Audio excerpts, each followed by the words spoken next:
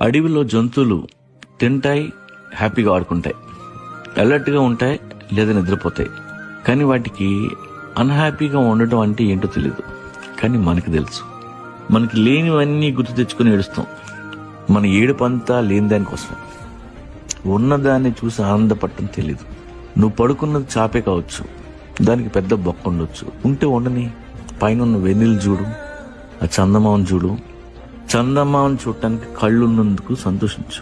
ఎందుకంటే కళ్ళు లేని వాళ్ళు చాలా మంది ఉన్నారు. ఇలా అన్హ్యాపీగా ఉండేవాళ్ళు ఎప్పుడు కంప్లైంట్ చేస్తుంటారు. నేను రోజు తినే ఫుడ్ మీద కూడా ఎప్పుడు కంప్లైంట్ చేయను. ఆ రోజు ఏది దక్కితే అది తింటమే. ప్రతి దానికి అన్హ్యాపీగా ఉంటే సంకనాగిపోయేది నువ్వే. నీ ఇంటి ముందున్న చెట్టును చూడు. Even trees don't know how to be unhappy. నవ్వుతూ ఉంటాయి, నీడనిస్తాయి, పండునిస్తే తప్ప గాలిచ్చి కొమ్మలు ఇరిగిన, గొడ్డలతో నరికిన దే నెవర్ ఎవర్ కమ్.